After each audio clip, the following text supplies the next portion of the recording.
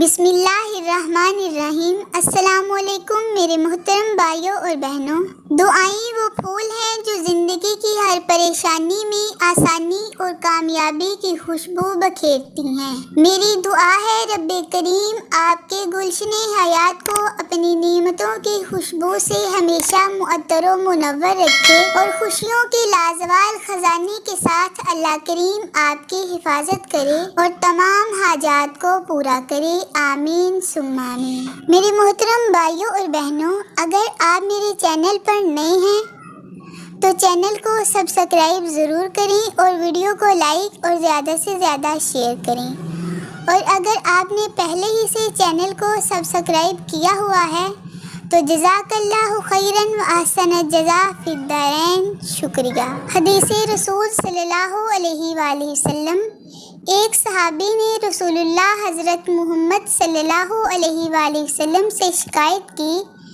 کہ ایک شخص ہے جسے یہ خیال ہوتا ہے کہ نماز میں کوئی چیز یعنی ہوا نکلتی معلوم ہوئی ہے۔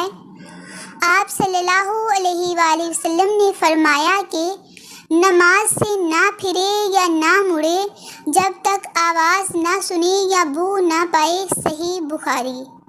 ایک سبق میرے لیے اور آپ سب کے لیے۔ استاد نے کلاس میں داخل ہوتے ہی بلیک بورڈ پر ایک لمبی لکیر کھینچ دی اور کہا، تم میں سے کون اس لکیر کو ہاتھ لگائے بغیر اسے چھوٹا کر دے؟ ساری کلاس خاموش ہو گئی کیونکہ استاد نے ناممکن بات کہہ دی تھی۔ سب نے کہا، ناممکن ہے، لکیر کو چھوٹا کرنے کے لیے مٹانا پڑے گا، جو ہاتھ لگائے بغیر ممکن نہیں ہو سکتا۔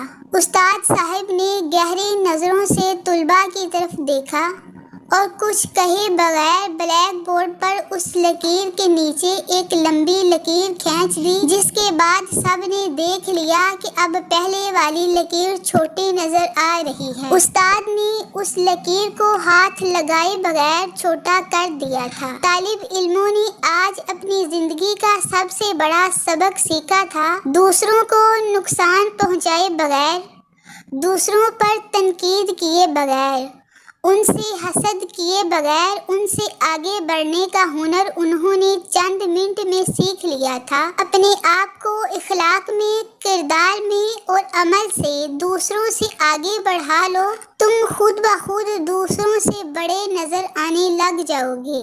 حضرت معاذ رضی اللہ عنہ فرماتے ہیں کہ رسول اکرم حضرت محمد صلی اللہ علیہ وآلہ وسلم نے مجھ سے فرمایا، شراب نہ پینا کیونکہ یہ ہر برائی کی جڑ ہے۔ اللہ تعالیٰ تمام مسلمانوں کو، خاص طور پر مسلمان نوجوانوں کو اس گناہ سے محفوظ رکھے، آمین ثم آمین۔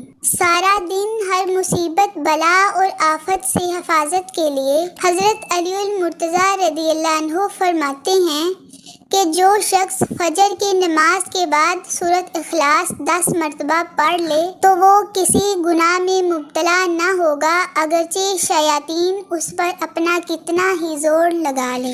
سورۃ اخلاص یعنی قل هو اللہ احد۔